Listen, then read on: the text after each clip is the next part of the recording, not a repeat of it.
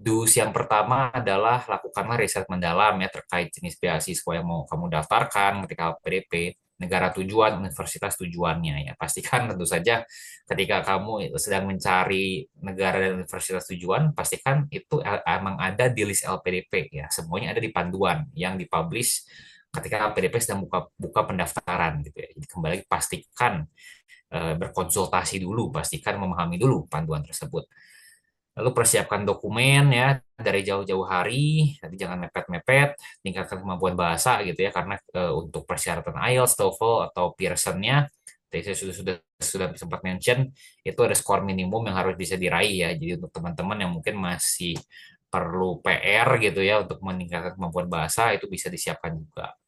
Lalu rencana kontribusi untuk essay ya dibuat high impact dan visible, jangan lupa, dan lakukanlah latihan wawancara secara efektif menjelang seleksi substansi LPDP. Dan untuk don'ts ya, apa yang harus dihindari? Yang pertama, jangan mengabaikan statistik acceptance rate tiap jalur beasiswa ya. Tadi saya sudah sempat singgung juga di section yang pertama, acceptance rate tiap jalur beasiswa itu beda-beda teman-teman gitu ya. Jadi jika kamu memutuskan untuk mendaftar satu jalur beasiswa tertentu, maka ingatlah statistiknya gitu ya. Ada jalur beasiswa yang secara objektif lebih mudah diraih dibanding jalur beasiswa lain ya. Itu menjadi bagian dari strategi teman-teman. Lalu jangan lalai dalam upload dokumen administratif, itu bisa menyebabkan kegagalan di seleksi administratif, sayang sekali. Lalu yang berikutnya jangan lupa cek syarat pendaftaran dan apa saja dokumen yang diperlukan ya. Dan ini kamu harus perbaharui, harus refresh membaca buku panduan itu di setiap tahap pendaftaran yang berbeda ya. Jadi jika kamu berencana mendaftar tahun depan atau 2 tahun lagi, itu buku panduan, syarat-syarat, dan dokumen yang dibutuhkan itu bisa berbeda loh dengan tahun ini gitu ya. Jadi pastikan tahun depan saat akan mendaftar itu cek lagi semua itu. Hindari juga menulis esai yang terlalu sempurna, terlalu terkesan ngawang-ngawang, mengada-ngada, sehingga bahkan terkesan tidak realistis ya.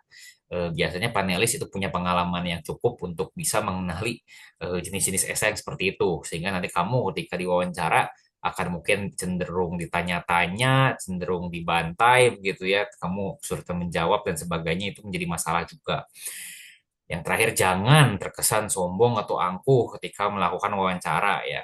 Banyak orang itu struggle, mereka nggak sadar ada beberapa gaya mungkin yang nonverbal atau juga kata-kata yang diucapkan yang memberikan kesan bahwa ini orang mungkin sombong, mungkin terlalu membesar-besarkan prestasinya ya. Terlalu banyak membicarakan tentang diri sendiri, kurang banyak berbicara mengenai impact nyata yang sudah dan akan dilakukan gitu ya. Jadi itu something to be aware of ya ketika melakukan wawancara.